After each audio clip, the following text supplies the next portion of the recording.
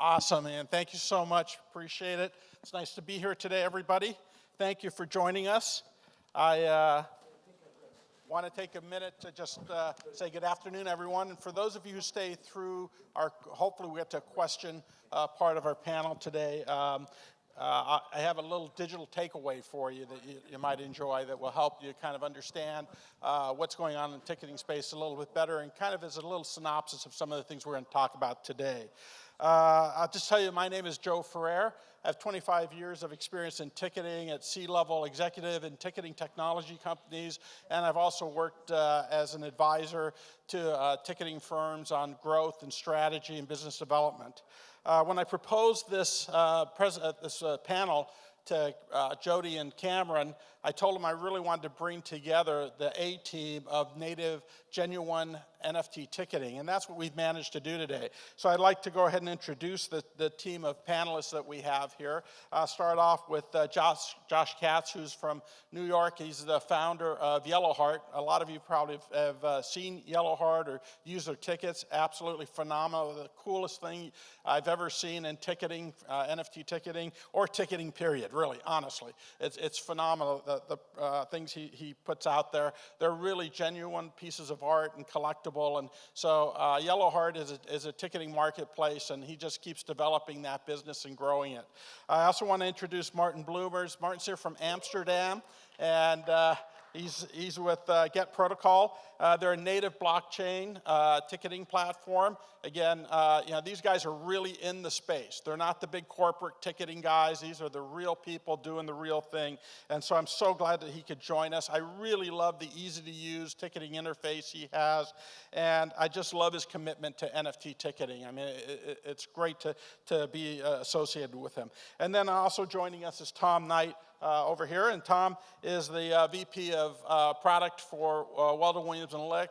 They're the largest ticketing company in the world for printed tickets, and they've bridged over into NFTs with some great pieces of art and some really unique business models that they've built for universities, for athletics, professional athletics, and major events. You'll recognize their tickets from things like the Super Bowl, World Series, Olympics, all of that stuff.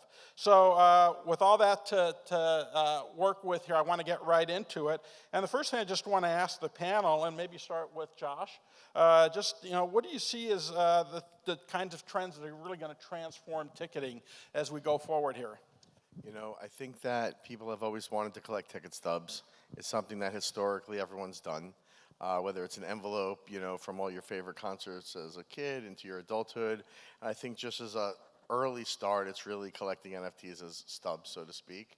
And then I think the tradability around it, and then once you get into those stubs, the fact that they're all moving across a blockchain and they're NFTs, the fact that they can be remonetized.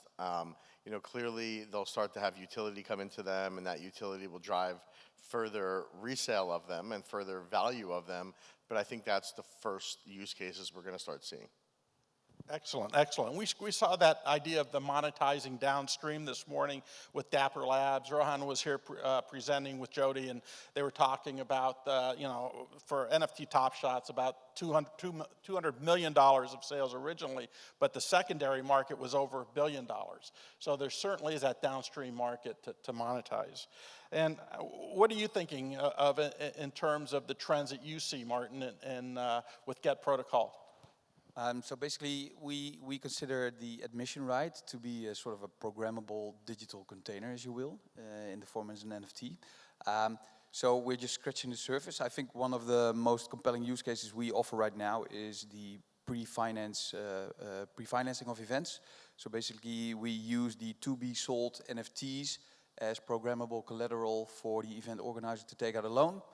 And basically, our team is coming up with new ideas every day. Yeah. We just don't have the developers to build it. So if you want a job, call me. But basically, yeah, it's a programmable container. So it's limitless.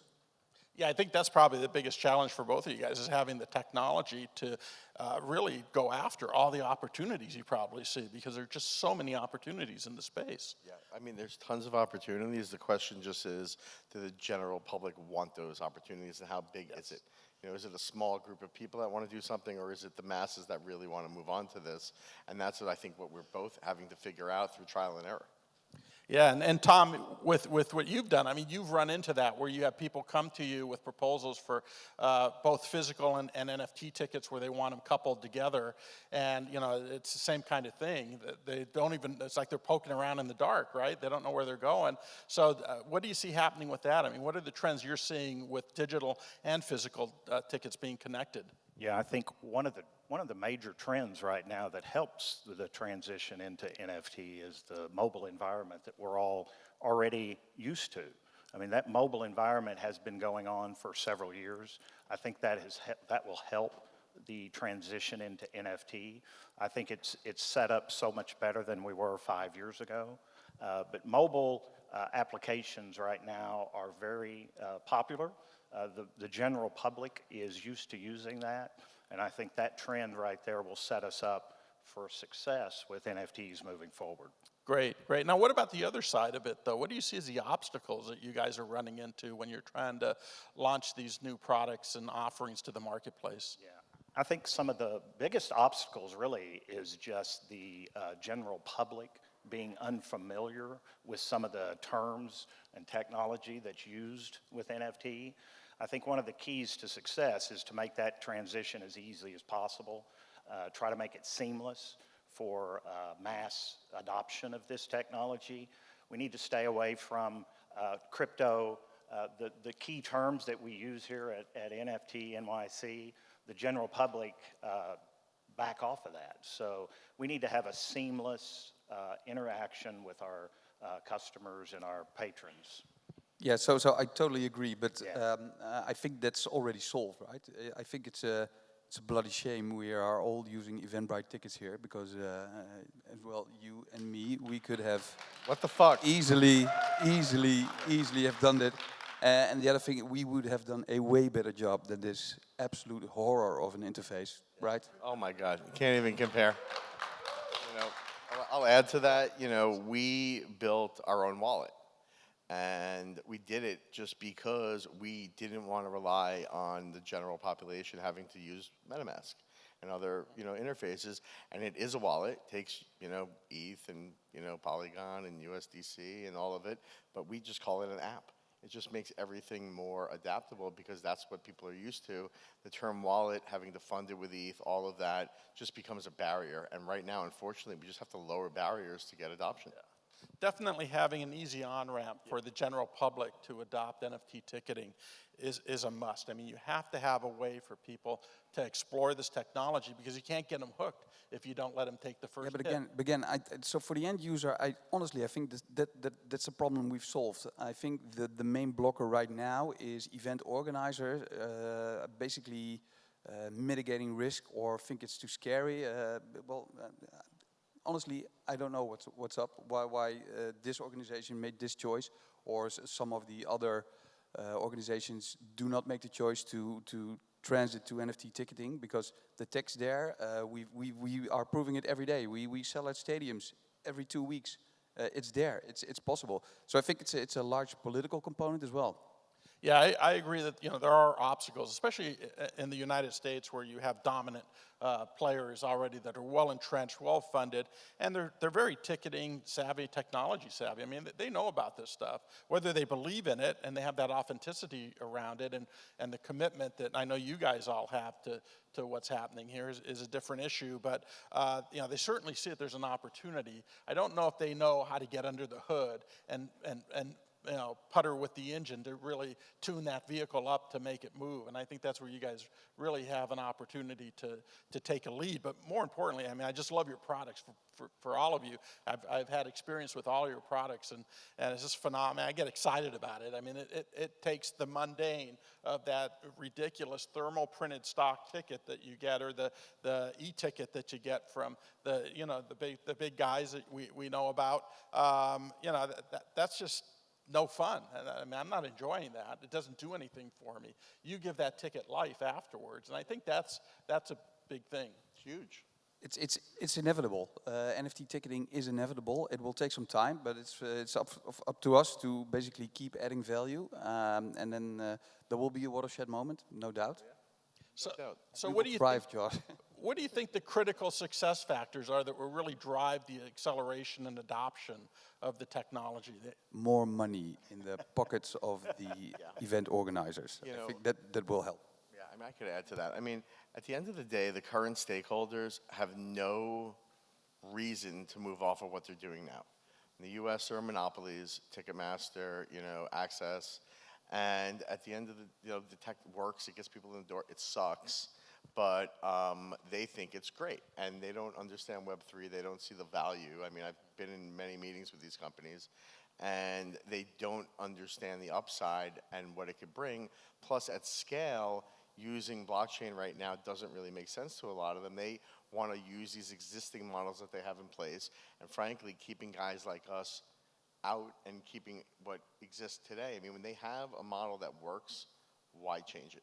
To them, They're staying- entrenched. Yeah, them staying in Web 1 is to their benefit. They're forced now to come into Web 3 just to say they're in Web 3, but to basically take a ticket stub, take a number off of it, go to a centralized server, put it in, get some type of stub that's kind of whatever.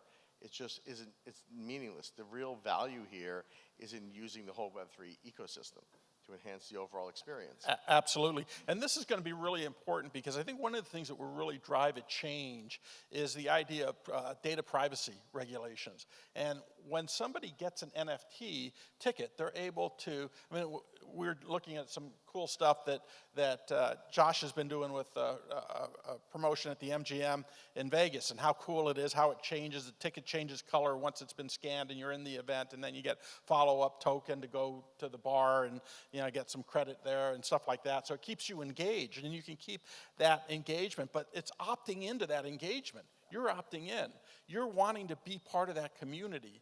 And that's the thing that I think is going to hurt the adoption of this technology, because on the other side of it, you have the traditional players who are trying to keep it all separated and isolated for themselves. They're trying to keep that community to themselves and not really promote community with it. Well, I mean, look at our community of Web3. Look at this world, where everyone who owns an NFT, you own a Moonbird, an ape, whatever, you're opted into something. You get to go to these special concerts all week, and you get to do all this cool stuff. That's just this one-year-old NFT community around the profile pictures. Imagine suddenly like Metallica and U2, and they open up their community, and by holding their token, you're getting early access, you're getting all these things. So all the models we're seeing right now in the Web3 environment will translate over to live music and ticketing. Yeah. So, Tom, you obviously work with the big, you do the Olympics, the Super Bowl, the World Series, every big event around the world, World Cup. What do you see from those leagues and organizations? What are they asking for in this space? And what's going to drive the adoption at that level? Yeah, I think Maarten has a very good point. It's all about revenue, that's for sure. But I think fan engagement is a critical piece to extend the experience well beyond the actual event is a critical factor. What Josh is doing, what I saw with MGM, is some really cool stuff that creates a better fan experience. And that will drive revenue, is having that fan engagement well after the event, instead of right now. Currently, you walk out. Yeah, and I think one of the challenges with the traditional ticket service providers is that they don't ever really own the asset. They're a broker. And so the owners of those assets, which are the artists, the promoters, the venues, whatever it might be that own those assets, they have somehow, the market's got to reach through to them and say, this is the opportunity you have. You can really disintermediate this intermediary that's really not providing, that's pretty limited value added for a very steep fee, really. Absolutely. If you look at the way that we look at it is, traditionally you buy a ticket, it's a receipt, it's a barcode, it gets you in the door and it dies. Yeah. With our tickets, they get you in the door, and now they come to life. Now the experience begins, or you buy them. Now you're opted into a community, and you're part of something with other people going to live. And traditionally live, whether it's sports or music, has suffered from there being no way to interact with your community. And if you think about it, go to a football game. You're in the parking lot, tailgating, you're drinking, you're hanging out, you're having fun, you go to the game, hopefully your team wins, you're having a great time with everyone, and then poof, it's over and everyone's gone. And that's what I see. I mean, the opportunity to extend the event beyond just that little, 3 hours or 4 hours that you're at the game or at the concert or whatever it is. I mean, that's so cool to keep the life of that thing going. And it also leads that community to other opportunities because you can reach out to them directly and say, here's the next thing. And you did Kings of Leon, which is really successful, I think. And, you really had a lot of press from that and a lot of attention from it because it was a very early adopter and application. Yeah, it was. Oh, no, sorry, no. Yeah, no, I was going to say the thing with Kings of Leon that's really interesting is that it was a pretty big watershed moment around, the entertainment business actually seeing, wow, NFTs could be great for us. Whereas, I was running around for years to Hollywood and New York, and, I know Maarten's been in like Web3. They're like, oh, yeah, right, sure. Yeah, get the hell out of here. And that actually created a use case. What's hurt that project since then is the band has refused to actually support the NFT holders, and we've been begging them. We've been like, hey, do a concert, do this, do that, and they just don't understand that traditionally in music, you do a show, you're off stage, you leave, and you're gone, and you move to the next. With NFTs, once you sell something to someone, they join your community. Now the engagement. It's a long-term commitment. Yeah, and what I think is a very big promise of Web3 is so instead of catering to a very broad audience to basically sell more detergent or whatever, you can now cater to a more narrow audience, but get more buck out of that narrow audience. So you can actually make the content as a creator that you honestly like. So think of how that brings value to artists for a long-term relationship with their fans. I mean, you can follow a group or an artist for years and years that way. So I mean, last night we kicked off our ticketing partnership with the Tao Group, largest nightlife operator in the world, okay? So last night we ticketed Cascade at Marquee here in New York, and after the show, our metaverse opened. So anyone that had a ticket to the show could have gone into our spatial metaverse and hung out with everyone post-club. Excellent. Excellent, but it brings the community together. Well, that's terrific, guys. I really appreciate it. I'd like to take some questions from the audience. Before I do that, though, I just want one final thought. I'd like to have each of you give a piece of advice to someone who's interested in getting into NFT ticketing in some way, whether it's producing the art for the tickets, whether it's being an artist and trying to get into it, or an athlete, a pro athlete, or any of that, or maybe a promoter. What would your advice be? My advice would be to just go for it. Really find a niche. Don't give up. The Web3 community, as you guys could see at NFT.NYC, 15,000 people this year. It's on. This is where, the whole world is moving. It almost reminds me of people who are like, oh yeah, what do I need a website for? 20 years ago, and now those people are gone. So if you're into it and you're going to add to this infrastructure, just go with it. It's inevitable. That's all there is to it.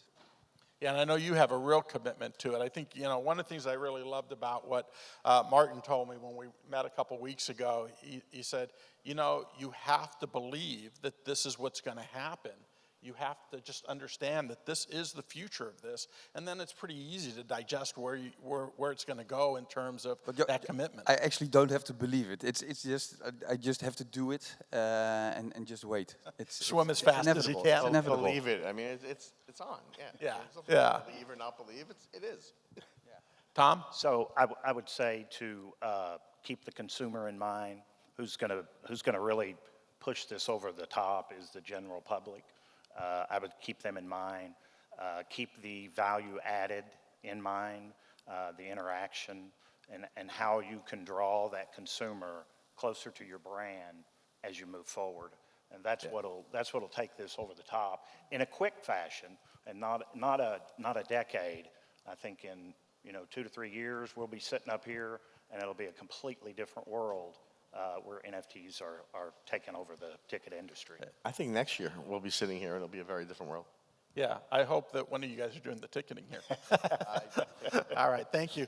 I promised you guys something, so I'm going to give you this. This is a video you can download if you want that will give you a, sorry about that, we'll give you, that link will give you a a recap of what we talked about today, because we prepared to talk to you, and so we put that up there for you to have as a takeaway. So if you want to share it with anyone, feel free to do that. I'd like to take some questions. This gentleman right in front here. I'm not supposed to do this, So I think I have an answer for all of your problems. So I currently work on a task force within Jacksonville, Florida. We have a population of about 1.2 million individuals that live there. We've broken the world record in the sense of the UFC capping ticket sales at $2 million in one night for an undisputed fight. We have an NFL team, and majority of the population, in which individuals don't take into consideration, that black minorities conquer 2% of the smartphone ownerships, as well as they are more likely to take on new technology than other minorities. We also spend the most money, so that's why Jacksonville, Florida is a perfect area. Secondly, I would focus on the optability of entertainment and what that looks like in the sense of connecting with cities. This influences jobs, so you're trying to get individual networks, but I would love to have a conversation on you connecting with our city and focusing on making sure that we improve ticket sales and Jacksonville Jaguars having better ticket sales, our NBA team, our MLB team, our golf team. We have the PGA tours. This essentially is the breeding ground in which we're going to introduce new blockchain technology, and our city is open, and I'm on the task force to make sure that we are integrating safe technology, but also working within local government that already understand the problems that you're facing. And so the reality is you just need the data, and you need to know what the market fit is going to work towards and what generation's actually open-minded to trying to take your technology. No, that was just my answer, but if it's a bad answer... That was great, by the way. Thank you. Thank you, appreciate that, and yeah, appreciate it. My name's Edwin. I wrote an original musical for the Broadway stage, and my plan was to produce the musical by pre-selling the tickets as NFTs. My question for you guys is, what sort of hurdles, if any, are you incurring dealing with venues and theaters, trying to say, hey, I can sell tickets for you, but you're going to have to make this commitment to these people. Yeah, Did everybody get the question? We're good? Okay. Yeah, that's a very, very valid point here, because I think most of the industry now lives on the advances that are being paid by the ticketeers, right? So we're basically the iron banks of the events industry. So what we're trying to do with the event finance is democratizing this pre-financing of the events, and I think for us to really have that watershed moment in adoption and whatever, we need to crack this cookie, because it's not even a choice. Like if we come along and say, well, we have this super cool NFT play, but you get no money, and the entrenched guy comes and say, well, I have a shitty app, but I have 20 million, that's an easy choice. So what I'm actually hoping is that by democratizing this financing, we could actually sort of luxate a new cultural revolution with people making content they actually like, instead of catering to the broad public with, let's say, not so good content. Great. I think we have time for one more question, if there's one. How about back here? Yeah.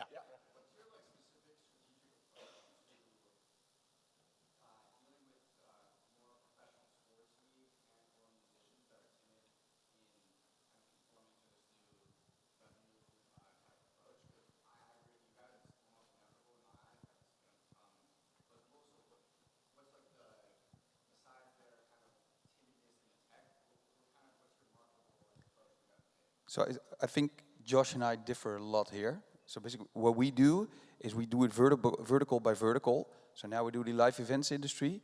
It's just like a car, like a car should be designed for one specific purpose, because otherwise it's going to be a shit car. It's basically the same with software. So now we've built the live events vertical, basically. And we do it in a way that we first eat our own dog food with our own ticketing company in Holland, and then we push it as a software as a service to other clients. So I would invite this gentleman in front to look into that product of ours. And we are doing it vertical by vertical, especially sports and NFTs. They really get like the engagement part of it. So the next vertical we are going to attack is sports, but we are doing it vertical by vertical.